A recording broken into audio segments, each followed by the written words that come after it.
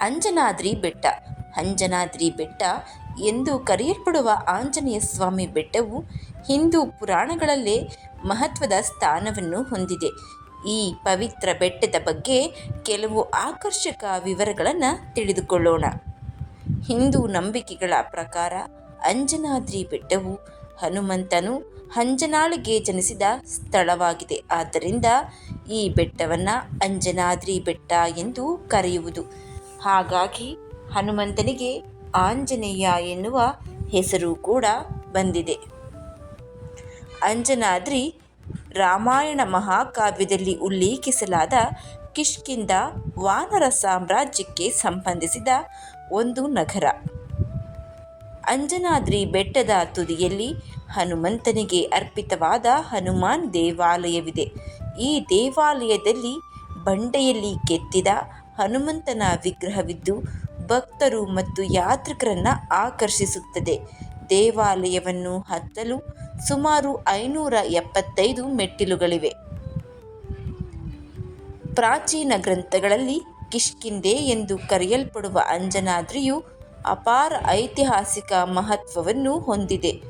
ಪುರಾಣಗಳು, ಶಾಸ್ತ್ರಗಳು, ಶಾಸನದ ಪುರಾವೆಗಳಿಂದ ಬೆಂಬಲಿತವಾದ ಇದು ನಿಜಕ್ಕೂ ಹನುಮಂತನ ಜನ್ಮಸ್ಥಳ ಎಂದು ವಿದ್ವಾಂಸರು ಪ್ರತಿಪಾದಿಸುತ್ತಿದ್ದಾರೆ. ಅಂಜನಾದ್ರಿ ಬೆಟ್ಟವನ್ನು ಅಂಜನಾದ್ರಿ ಎಂದು ಕರೆಯಲಾಗುತ್ತೆ. ಹಿಂದೂ ಪುರಾಣಗಳಿಂದ ಕೂಡಿದ ಈ ಬೆಟ್ಟಕ್ಕೆ ಹನುಮಂತನಿಗೆ ಸಮರ್ಪಿತವಾದ ದೇವಾಲಯವನ್ನು ಕಾಣಬಹುದು. ಈ ಪವಿತ್ರ ಬೆಟ್ಟಕ್ಕೆ ಸಂಬಂಧಿಸಿದ ಆಕರ್ಷಕ ದಂತಕಥೆಗಳ ಬಗ್ಗೆ ತಿಳಿದುಕೊಳ್ಳೋಣ. ನಮಸ್ಕಾರ ಸ್ನೇಹಿತರೆ, ಎಲ್ಲರಿಗೂ ಮಾನು ಮನೋಜ್ ಕನ್ನಡ ಯೂಟ್ಯೂಬ್ ಚಾನಲ್ಗೆ ಸ್ವಾಗತ. ಹನುಮನ ಜನ್ಮಸ್ಥಳ ಅಂಜನಾದ್ರಿ.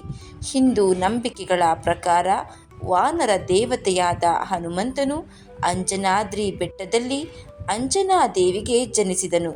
ಆದ್ದರಿಂದ ಆಂಜನೇಯಾದ್ರಿ ಎಂಬ ಹೆಸರು ಅಂಜನಾ ಬೆಟ್ಟ ಅಂತ ಅರ್ಥವನ್ನು ನೀಡುತ್ತದೆ.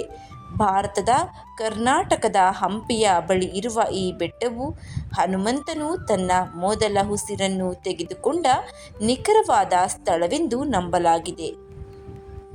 ಅಂಜನಾದ್ರಿ ಬೆಟ್ಟದ ತುದಿಯಲ್ಲಿ ಹನುಮಂತನ ದೇವಾಲಯವಿದೆ.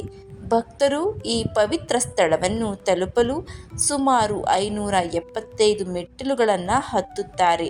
ದೇವಾಲಯವು ಕಲ್ಲಿನಲ್ಲಿ ಕೆತ್ತಿದ ಹನುಮಂತನ ವಿಗ್ರಹವನ್ನು ಹೊಂದಿದ್ದು ಪೂಜೆಗೆ ಪ್ರಶಾಂತವಾದ ವಾತಾವರಣವನ್ನು ಸೃಷ್ಟಿಸುತ್ತದೆ.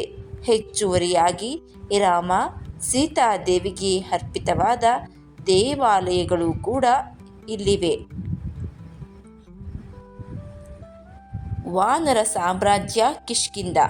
ರಾಮಾಯಣ ಮಹಾಕಾವ್ಯದಲ್ಲಿ ಉಲ್ಲೇಖಿಸಿರುವಂತೆ ಅಂಜನಾದ್ರಿ ಬೆಟ್ಟವು ವಾನರ ಸಾಮ್ರಾಜ್ಯ ಕಿಷ್ಕಿಂಧದ ಸ್ಥಳವೆಂದು ನಂಬಲಾಗಿದೆ.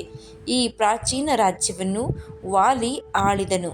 ನಂತರ ಹನುಮಂತನು ಮತ್ತು ಅವನ ಸಹವರ್ತಿ ವಾನರರ ವಾಸಸ್ಥಾನವಾಯಿತು. ಕಿಷ್ಕಿಂಧೆಯೊಂದಿಗಿನ ಬೆಟ್ಟದ ಸಂಬಂಧವು ಅದರ ಅತೀಂದ್ರಿಯ ಆಕರ್ಷಣೆಯನ್ನು ಹೆಚ್ಚಿಸುತ್ತದೆ. ಇದು ಅಂಜನಾದ್ರಿ ಬೆಟ್ಟದ ಬಗ್ಗೆ ಇರುವಂತಹ ಚಿಕ್ಕದಾದ ಮಾಹಿತಿ ಸರಳವಾಗಿ ನಿಮ್ಮ ಮುಂದೆ ಪ್ರಸ್ತುತಪಡಿಸುವ ಪ್ರಯತ್ನ.